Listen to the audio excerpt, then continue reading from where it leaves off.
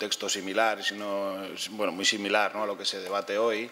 Las dos primeras ocasiones nosotros decidimos no intervenir, no pensábamos que bueno, estas cuestiones pues sean competencia municipal, siquiera que este debate y este discurso pues sirva para nada. Pero bueno, la tercera va la vencida y hoy sí que vamos a manifestar nuestra opinión ante este proceso secesionista que impulsa el Gobierno de la Generalitat con su principal aliado, ¿no?, que es Esquerra Republicana, que a su vez es jefe de la oposición, son el principal partido de la oposición, pero a su vez están en el Gobierno.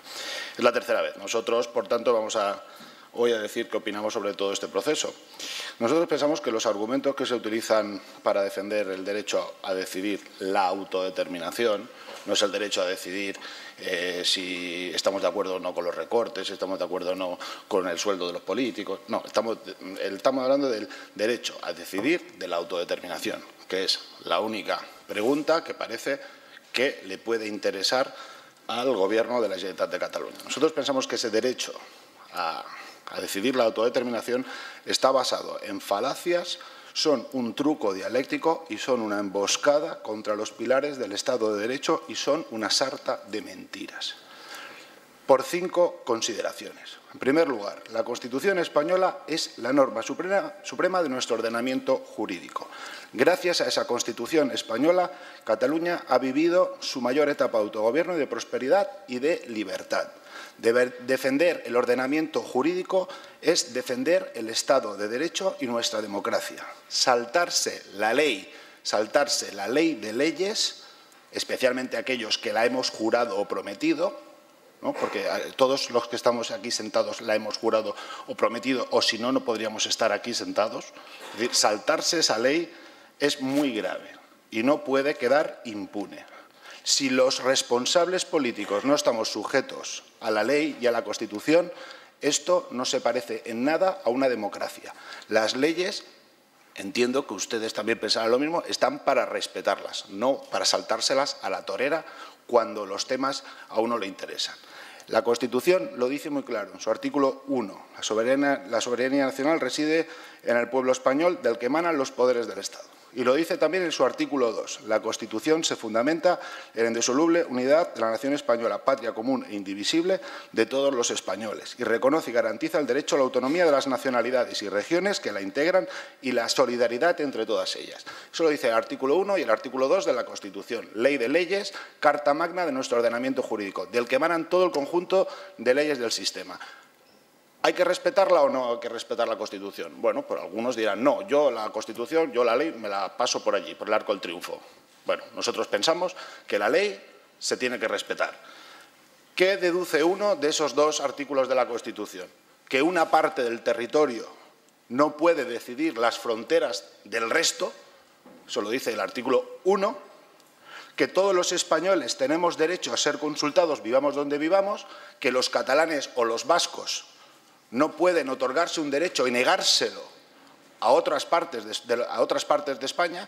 ¿Por qué nosotros los catalanes tenemos que tener un derecho a decidir nuestras fronteras y no lo puede tener un señor de Castellón? ¿Por qué uno se quiere atribuir un derecho negándole el derecho al de Castellón, que además se lo consagra la Constitución? A mí no me parece que eso sea una cosa razonable. Y luego dice otra cosa la Constitución, la unidad de España es innegociable. Si algún dirigente político autoriza esa consulta independentista, estaría violando claramente la Carta Magna y tendría que atenderse a las consecuencias bien delimitadas en nuestro ordenamiento jurídico. Las cosas fuera de la ley, además, no son consultables. Segundo, el derecho a decidir la autodeterminación no existe en ningún ordenamiento jurídico del mundo. El cuerpo doctrinal de la ONU solo caben supuestos de situación colonial, pueblos anexionados por conquista, dominación extranjera, para pueblos oprimidos por violación masiva y flagrante de los derechos humanos. Y obviamente ese no es el caso catalán, aunque TV3 diga lo contrario. Ese no es el caso catalán. Es un derecho que se han inventado unos cuantos para ocultar una gestión política patética que ha llevado a Cataluña a la bancarrota, a la calificación crediticia de bono basura, que necesita de la ayuda del Ministerio de Economía para seguirse financiando y para seguir mangoneando en sus asuntos domésticos.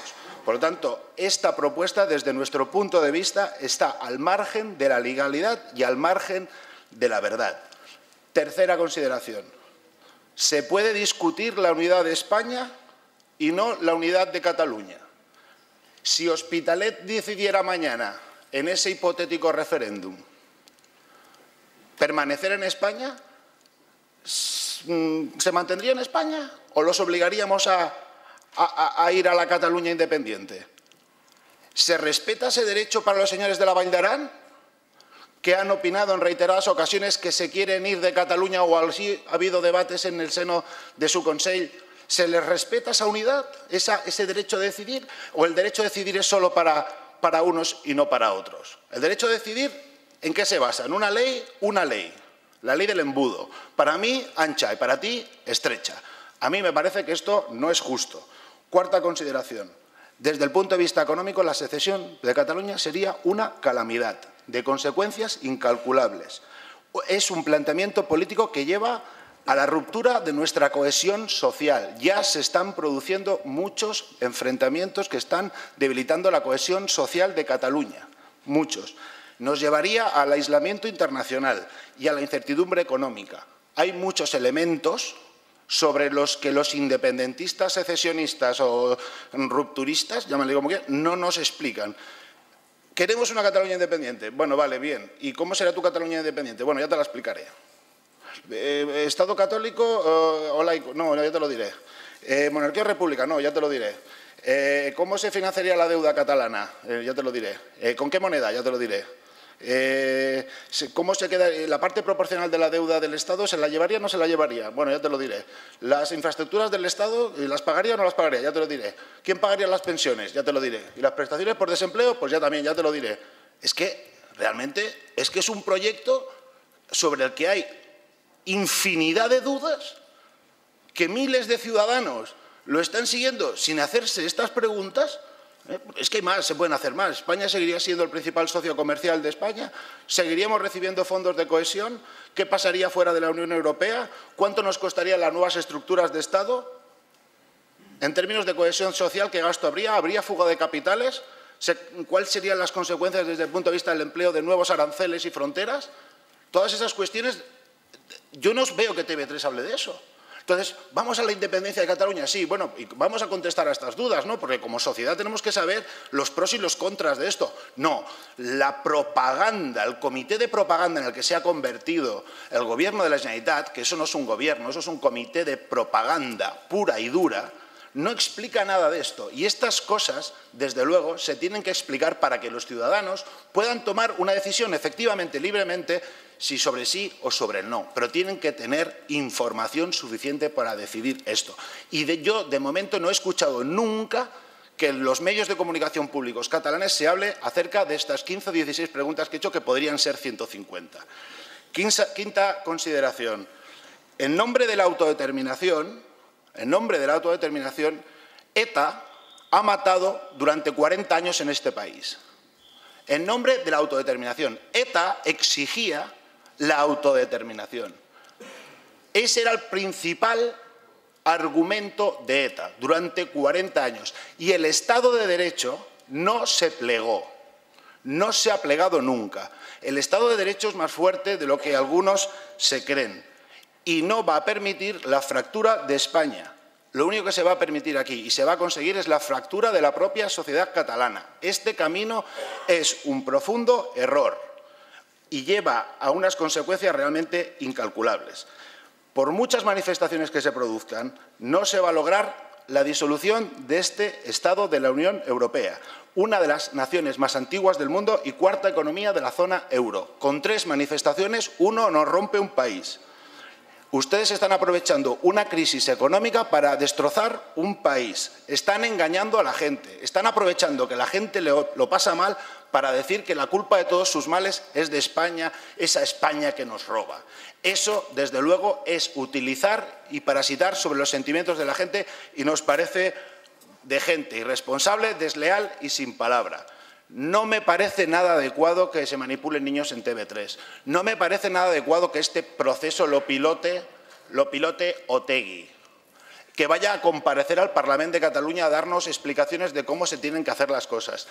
No me parece correcto que se tengan que hacer recortes sociales en Cataluña cerrando hospitales y cerrando guarderías y, en cambio, destinando ingentes cantidades de dinero público para pagar la orgía separatista. Por lo tanto, nosotros estamos totalmente en contra de esta cuestión. Yo ya sé que aquí esto no gusta, ¿no?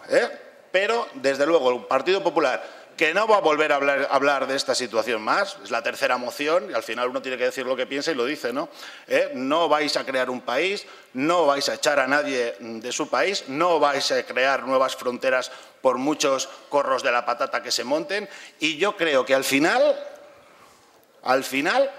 los mismos acomplejados y paniaguaos que están diciendo que sí a todo, al final reflexionarán y dirán que esto es un profundo error. Y creo que va a ser la propia Convergencia y Unió la que al final acabará retrocediendo. No sabemos dónde acabará Convergencia y Unió, porque yo pienso que este proceso se la va a devorar. Pero, desde luego, esto no se va a permitir, no se va a consentir y esa es la posición del Partido Popular. Y luchará con todas sus fuerzas para evitar la ruptura de un país en varios trocitos. Nosotros no estamos en esa cosa, por lo tanto, ya saben cuál es la posición del Grupo Popular. Un no en Arial 72, bien grande. No. Gracias.